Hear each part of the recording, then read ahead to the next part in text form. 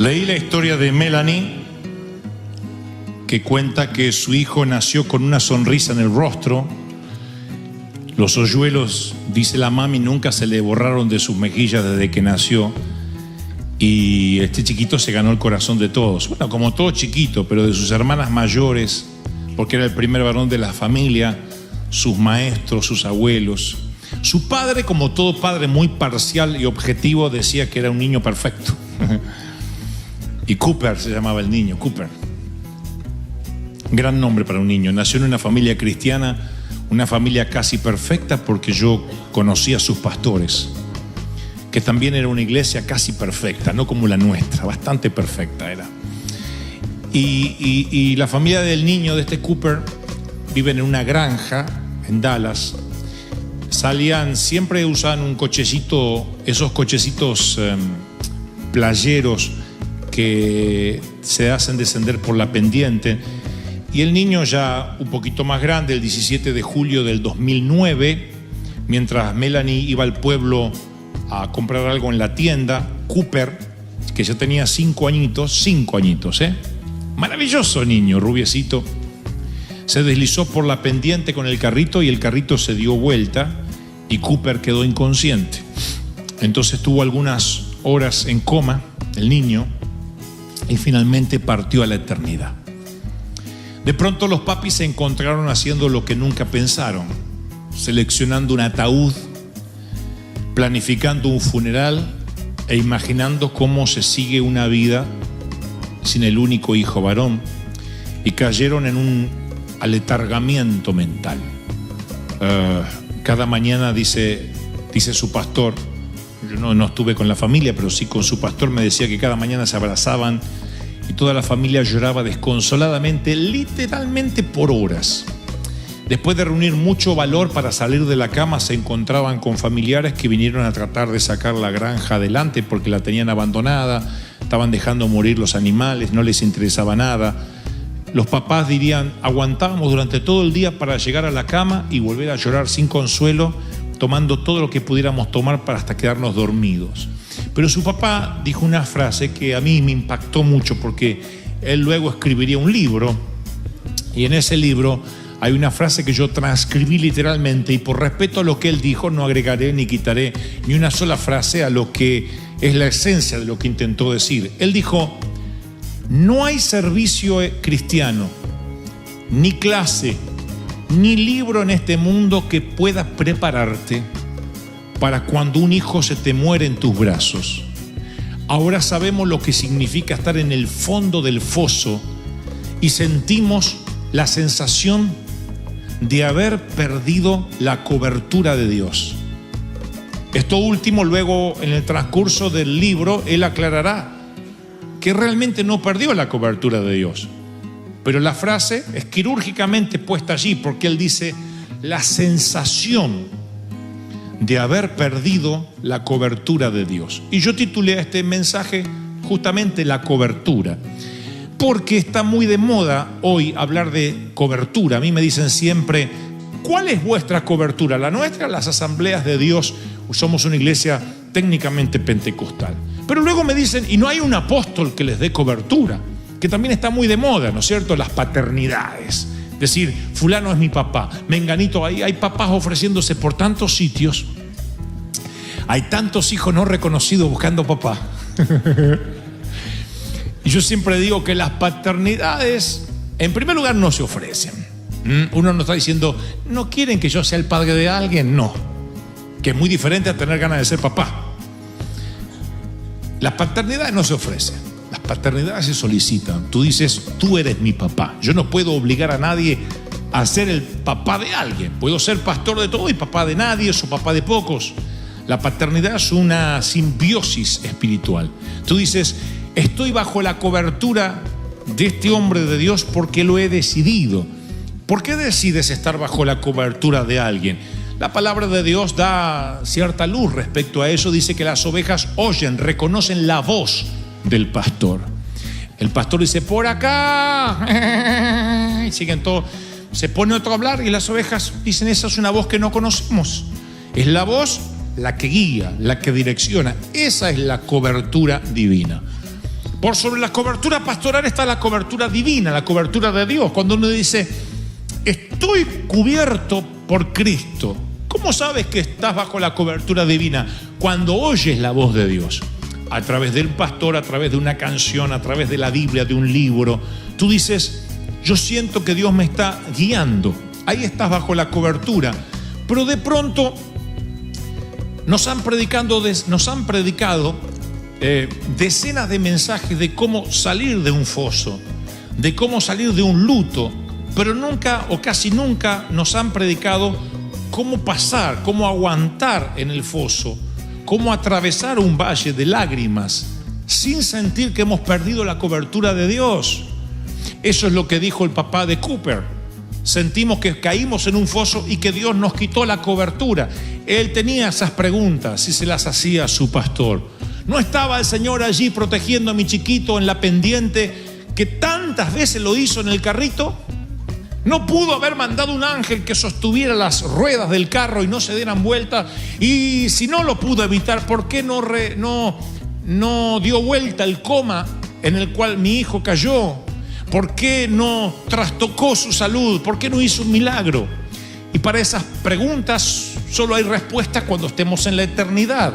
No podemos responder a esas preguntas y un mortal que lo intente ensayará una suerte de explicación torpe, pero no calmará la profundidad del interrogante que tiene un padre que siente que pierde la cobertura divina. Hay un momento en que tu mundo toca fondo. Damas y caballeros, en este mundo los cochecitos se vuelcan. En este mundo el mercado inmobiliario se desploma. En este mundo los resultados del análisis puede que den positivo. Y antes que te des cuenta, sientes que estás en un foso. Y te preguntas si Dios te abandonó. Nos preguntamos, aún viniendo a la iglesia, si Dios nos abandonó. José, estoy hablando del José bíblico, de ser un niño mimado pasa a estar en un foso casi sin escalas. No hay escalas. Es de un niño mimado vistiendo la ropa más prestigiosa del momento a terminar en un foso y luego a estar en medio de una subasta de esclavos en Egipto. El hijo preferido de Jacob era pinchado, aguijoneado, examinado para ver si tenía piojos, tratado como un asno. Fíjense, si un hombre que viste con ropa de marca es el hijo mimado de su papá, de pronto lo examinan como un asno, le miran las orejas, lo desnudan, le tocan los genitales, le meten dedos por cualquier parte para saber si no tiene pestes, porque así se hacía con los esclavos. Eso es denigrante, es por lo menos humillante para un hombre, y es obvio que le da lugar a que él piense, perdí la cobertura de Dios. ¿En qué libro, en qué mensaje, en qué sermón me predicaron que algún día me examinarían como un asno a ver si tengo piojos en la cabeza y en el vello púbico delante de todos? Eso es humillante. Y él piensa que perdió la cobertura de Dios. Piensa que de alguna forma Dios quitó su mano de él, y que si Dios quitó su mano de él, debe ser porque algo malo hizo, y tiene cientos de preguntas. Y no solo se lo pregunta, sino que se inquieta, porque esto no debió estar en el plan de un hijo de Dios. Potifar, un oficial egipcio, lo termina comprando. No hablaba el idioma, no conoce la cultura, tenía todas las posibilidades en su contra. Pudo nunca haber salido del foso. O sea, a ver si nos ponemos de acuerdo. José cae en un foso porque sus hermanos lo tiran ahí, hasta que lo venden a los esclavos, que era un grupo que pasaba por el sitio. Pero él, aunque salió del foso, el foso pudo nunca haber salido de su corazón. Hay gente a la que un foso les cambia su vida para siempre.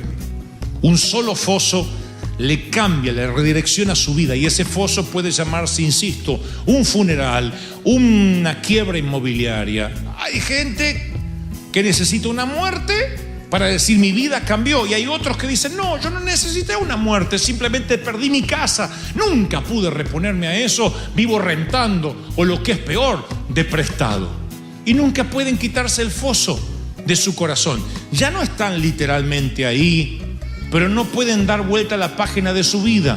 Y yo he aprendido que cuando te cuesta, anótenlo para el Twitter de su corazón, que es la versión átenlo a las tablas de su corazón moderna. Yo he aprendido que cuando te cuesta dar vuelta a la página, a veces hay que cambiar de libro. Me miran como diciendo, ¿y qué dijo? Si te cuesta dar vuelta a la página, a veces lo que hay que hacer es cerrar el libro y cambiar de libro. A veces queremos pasar de capítulo y Dios quiere cambiar completamente nuestra vida, tal como la conocemos. No es dar vuelta a la página, es literalmente cambiar de vida, cambiar de libro. Y para eso Dios puede valerse de un foso, porque la Biblia dice que a José, cuando llega a la casa de Potifar, que era el encargado de la seguridad, nada menos que del el number one de Egipto, el faraón, cuando él llega a la casa de Potifar, a la casa de su amo, le fue muy bien, dice Génesis 39:2, porque Dios estaba con él. No se pierdan este detalle, por favor. Le fue muy bien porque Dios estaba con él. José llegó a Egipto con la ropa puesta. En apenas 4 versículos está administrando la casa del hombre a cargo de la seguridad de Faraón. ¿Qué pasó? La respuesta es muy sencilla. ¿Sigue estando en el foso? Y sí, es esclavo. Antes de llegar a la casa de Potifar, insisto, le revisaron si tenía piojos, lo desnudaron, le metieron los dedos en las orejas. O sea, lo humillaron, sí. ¿Está viviendo una situación de bendición? No. Y entonces, ¿por qué las cosas le empezaron a ir bien si todavía está en el foso? No se pierdan el detalle. Dios estaba con él. 4 palabras que cambian la vida en el foso de cualquiera, pero Dios estaba con él. Tú puedes estar fuera del foso sin Dios, pero puedes estar en un foso y Dios está contigo. Dígame cuál es la mejor situación. Tú puedes estar en el foso y Dios está contigo. Y si Dios está contigo y estás en el foso, es mejor que estar fuera sin Él. La cobertura es que aunque estés en un lugar maloliente, si Dios está contigo, aún en el foso vas a sonreír y vas a ser de bendición a los del foso. Aún en la cárcel vas a generar bendición a los de la cárcel. No dice que tener cobertura es ausencia de cárcel, ausencia de esclavitud, ausencia de foso y ausencia de potifares. Dice que tener la cobertura de Dios es que a donde te vaya, aunque sea un chiquero, aunque sea un basurero, ahí Dios está contigo y todo lo que toques va a ser de bendición. Tu basura va a oler mejor que la del vecino. Y tú dices, es que yo creía que tener la cobertura, éxito era otra cosa. No, nada más que nos han mal enseñado y hemos mal aprendido que si tenemos cobertura de Dios, nada malo nos puede pasar. No, nos pueden pasar cosas malas. Si no, estaríamos ante cada papi que tiene que enterrar a un hijo, o ante cada hijo que tiene que enterrar a un papi, estaríamos ante un pecador que hizo las cosas mal y algo se salió de control. No, Dios dice, yo estoy en el control. Aún en la muerte y en la vida, Dios está allí. Y hay mucha gente, esta es la palabra que el Señor me dijo que les dijera a este servicio en particular, que vive sin esa cobertura, sin esa cobija. Y están preocupados a ver si un apóstol le da una paternidad y no se dan cuenta que hay una paternidad más importante que la de un hombre. Muchos cristianos viven como si la única fuerza fuera la suya, como si la solución viene de adentro en vez de arriba, como si la única solución fuesen sus fuerzas para trabajar, o sus cuentas bancarias, o sus ahorros, o su seguro médico, o sus papeles, o su estatus migratorio. Y Dios dice, necesitas una cobertura en la vida, algo que te esté cubriendo, porque si pierdes esa cobertura o crees que la estás perdiendo, estás desconociendo, atentando, insultando la fidelidad divina. Dios no te va a dejar. Dios te ama cuando eres fuerte y te ama cuando eres débil. Dios te ama cuando te consideras muy santo y como cuando te consideras un pecador y dices, qué porquería soy. Dios te ama. Su amor no cambia. Pero somos nosotros los que nos recluimos, los que decimos, no, Dios no me va a amar de esta forma, no, Dios no puede amarme, porque si me amara yo no estaría en el foso. Moisés buscó a Dios en los fosos, siempre. Moisés prefirió ir a cualquier parte con Dios que a ningún lado sin Él. Cualquier parte con Dios, pero no quiero ir a ningún lado sin ti. Moisés se preguntaba, ¿cómo voy a proveer alimento para toda esta gente que me sigue? ¿Cómo voy a defenderme de los enemigos? ¿Cómo vamos a sobrevivir?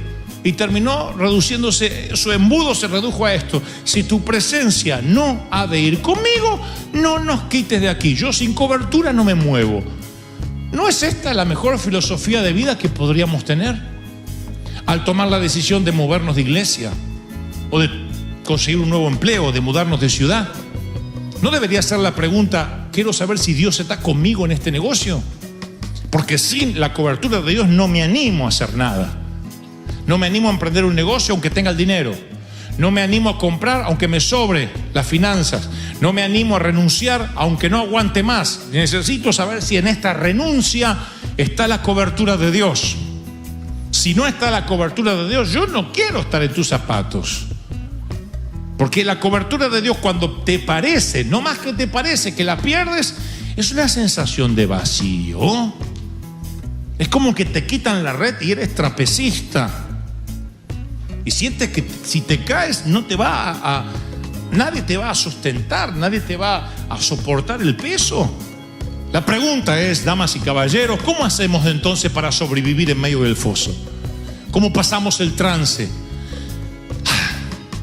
¿Cómo hacemos para que esa sensación que se nos fue la cobertura desaparezca y saber que Dios aún sigue con nosotros?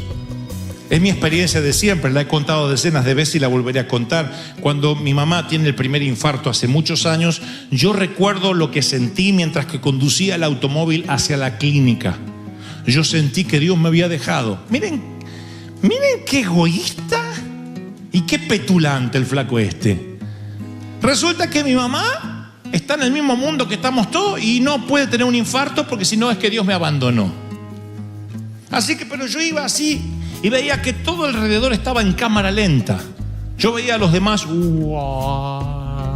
todo pasó a estar como caminaban sobre colchones. No puedo tener otra explicación más que esa. Estaban todos caminando sobre colchones de agua. Los médicos, cuando entré a la clínica, todo pareció relentearse y yo solo hablaba con Dios. Señor, ¿por qué? ¿Por qué mi madre? Y el Señor me decía una y otra vez, a los 7 años le quité un cáncer, te la devolví cuando eras un niño ganso de 35. ¿Todavía lloras por tu madre? Sí, pero mi mamá. Y yo no podía entender. Dios empezó a hacerme entender que aún en los fosos la cobertura de Dios está.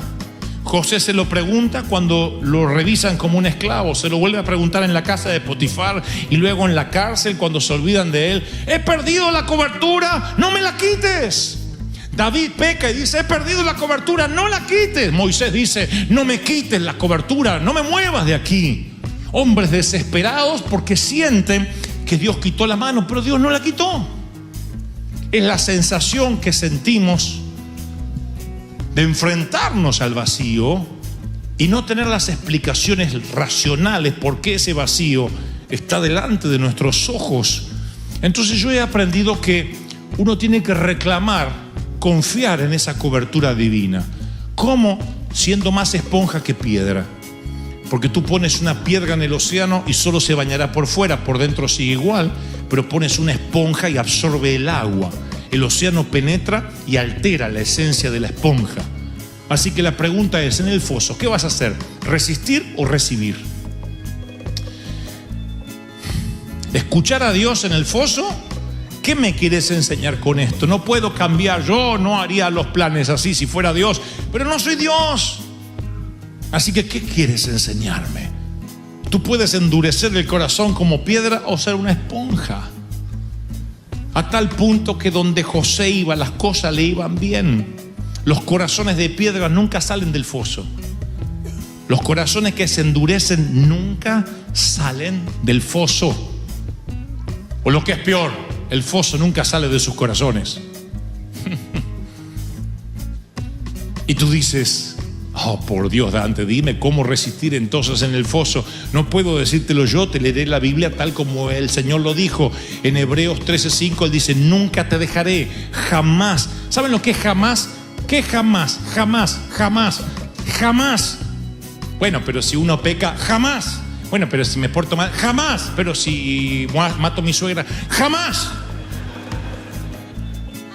En el griego este pasaje tiene 5 negativos. Dice: no te dejaré, no lo haré, no te abandonaré, no.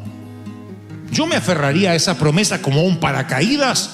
Yo la repetiría hasta callar la voz de la angustia. No te dejaré, no te lo haré, no te abandonaré, no. El Señor está como guerrero parado al lado tuyo. No te dejaré, dice Dios. Aleluya.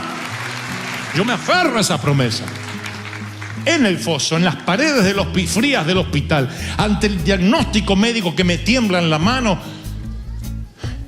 en la sesión de quimio, con la carta del IRS, con el reporte del contador, con lo que nos cuenta el tesorero, con los ojos fríos e inertes de un cónyuge al que no amas. Señor, no estoy solo. Tú no me dejarás. Lo dice tu palabra, no me dejarás. No importa si pierde la sensación de la cobertura de Dios. A Job le ocurrió. Job dice: si me dirijo al este, no estás allí. Esto lo escribe Job en su propio libro, el libro que lleva su nombre, en el capítulo 23. Si me voy hacia el este, no estás. Si me encamino al oeste, no lo encuentro. Díganme si alguno no se sintió así. No me miren con cara de Heidi consagrada, porque yo sé que alguna vez se sintieron así. Si está ocupado en el norte, no lo veo. Si se vuelve al sur, no alcanzo a percibirlo. Está hablando de que no siente a Dios. ¿Cómo va a sentir a Dios un hombre que pierde sus hijos en un mismo incendio, en un mismo derrumbe? Se le mueren sus hijos, se le muere su esposa, se le muere el ganado. No, pero él confiaba en el Señor. Y en un foso es difícil confiar. Y Job dice: no te encuentro ni en el norte, ni en el este, ni en el oeste. No lo culpen por una oración así. Pero a pesar de no sentir la cobertura, él declara algo en fe. En el mismo capítulo del libro que lleva su nombre dice: en cambio, si él conoce mis caminos, si él me está poniendo a prueba, de algo estoy seguro: voy a salir puro como el oro. Dios me pondrá a prueba y voy a salir. ¡Aleluya! ¿Cuántos reciben esta palabra? La cobertura está sobre ti y eso es innegable. Pero claro, si el vuelo está bueno, Dios está allí. Si el vuelo se mueve mucho, la cobertura está haciendo interferencia.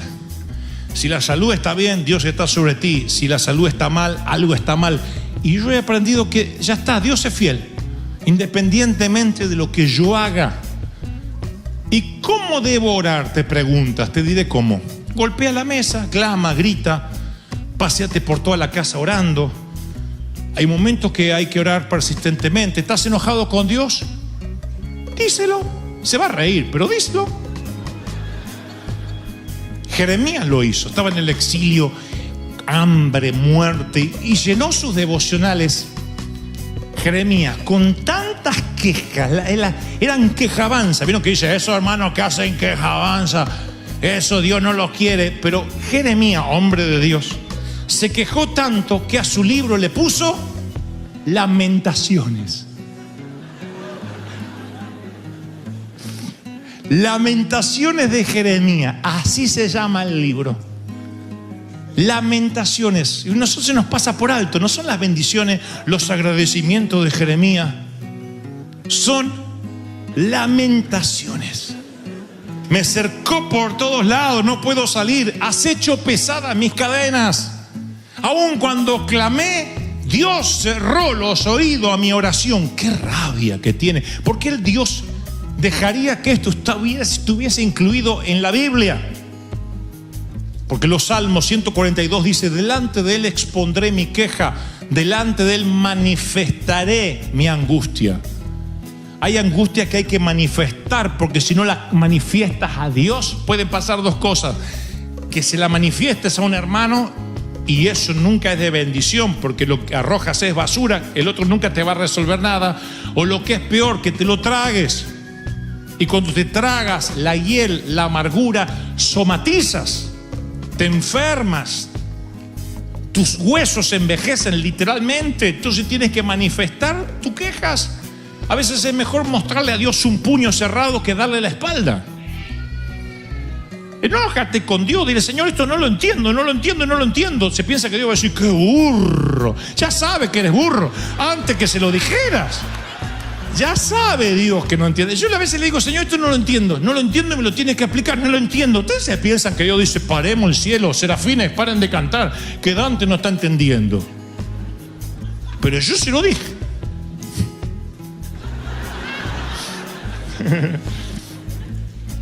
San Agustín decía: cuán hundidos están en el foso aquellos que ni siquiera claman por salir. Porque algunos literalmente se dejan estar, bajan los brazos y dicen: ya está, ¿para qué? Ya está, ya no tengo más solución. ¿Cómo ayudas a una persona así? En cambio, aquel que te dice: necesito ayuda, necesito salir, estoy angustiado, no puedo vivir así, es porque quiere salir. Es porque se angustia, es porque reconoce que está en el foso. Y la Biblia no dice: alégrate en el foso, porque a veces no te dan ganas de alegrarte. Podríamos alegrarnos en un funeral de un ser muy amado, no. Pero sí la Biblia dice: no te atrevas a decir que yo quité mi cobertura, porque yo estoy ahí. Porque hay cosas que no vas a entender hasta que estés en el reino de los cielos. Mi querido, como José, Dios quiere usar tu Egipto y el foso para enseñarte que Él está contigo. Puedes perder a tu familia, puedes perder lo que tenías, pero Dios sigue estando en pie. Yo estoy contigo y te guardaré donde quiera que fueres. Génesis 28:15. Yo te guardaré donde quiera que tú fueres. Tú puedes sentir que perdiste todo, pero Dios dice: no, no has perdido mi cobertura. Tal vez no tienes la vida que sueñas, pero sí la vida que muchos sueñan tener. Yo sé que capaz no tengo la vida que soñé, pero sí la vida que muchos sueñan tener. Siempre que estás en una escalera y miras, hay gente abajo, siempre. Tú dices: no, abajo mío no hay nadie. Yo como salteado. Hay gente que no come, no salteado, no come. Tú dices: estamos comiendo arroz todos los días. Hay gente que no come arroz. Y siempre hay gente más abajo. Pasa que si uno se mira con los que están arriba, se frustra, se deprime. Uno tiene que saber en perspectiva, mirar en qué parte de la escalera está. Entonces a veces uno maldice por el foso y dice: ¿por qué Dios me abandonó? Eres parte de todo un engranaje, de toda una humanidad que a veces te toca estar acá, a veces te toca estar acá, y la cobertura de Dios no se va. Dios nunca te ha dejado, Dios nunca te va a dejar. Divorciado, Dios nunca te va a dejar. Abandonada, Dios nunca te va a dejar. Huérfano, Dios nunca te va a dejar. Perdiste un hijo, Dios nunca te va a dejar. ¿Cómo lo sé? Porque no sé de divorcios demasiado, no sé de huérfanos tampoco mucho, ni tampoco sé mucho de hijos perdidos. Pero sí sé de un padre que nunca deja. De eso te doy cátedra. Dios no abandona a quienes ama. Dios no deja a quien los toma de su mano derecha. ¿Están recibiendo esta palabra? ¿Se pondrían de pie conmigo, por favor?